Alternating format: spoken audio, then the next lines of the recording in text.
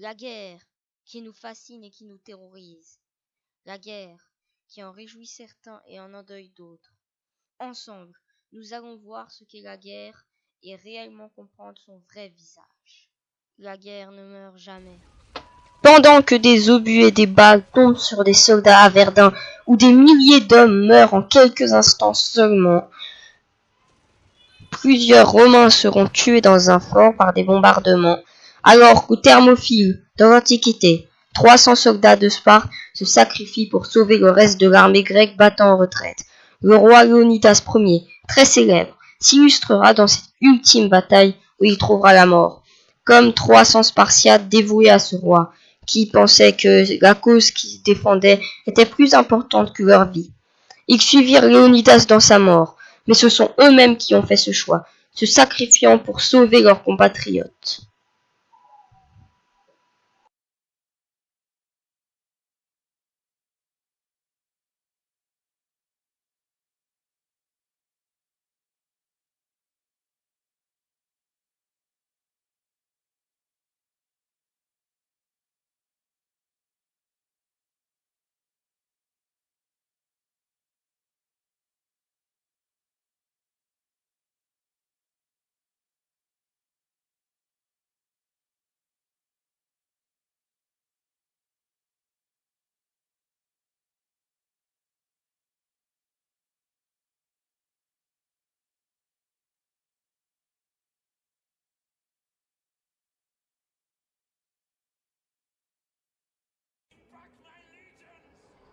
Environ 500 ans plus tard, vers l'an 10, dans les forêts de Teutobourg, des légions romaines mal organisées font face à des troupes de barbares allemands. 3 légions romaines sont détruites, c'est-à-dire 10 000 hommes morts, tandis que dans le camp des barbares allemands, plus de 5 000 soldats ont trépassé. Ce carnage a rappelé qu'un empire trop étendu ne pouvait pas tenir face aux attaques incessantes des barbares.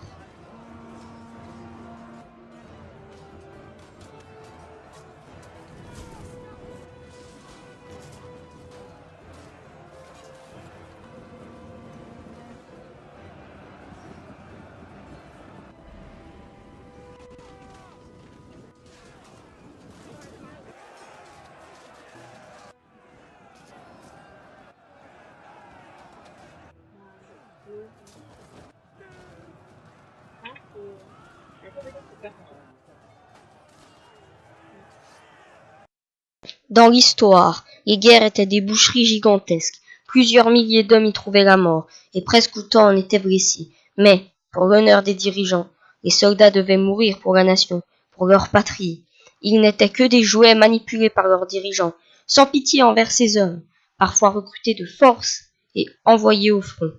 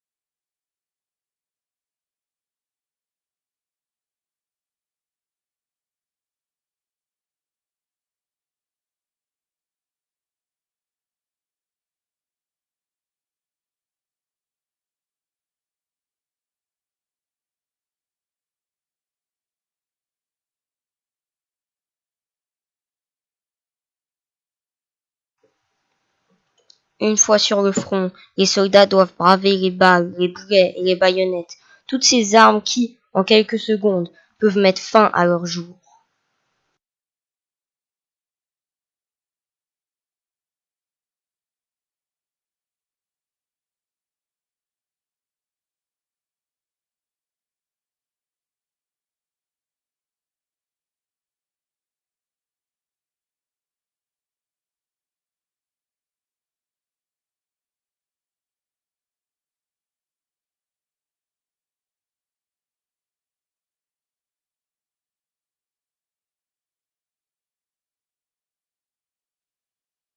Mais aujourd'hui, la guerre chez nous n'existe plus trop.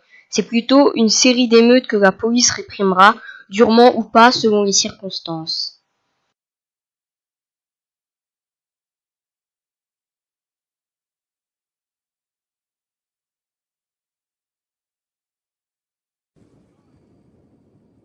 Mais nos ancêtres n'avaient pas du tout la même vision.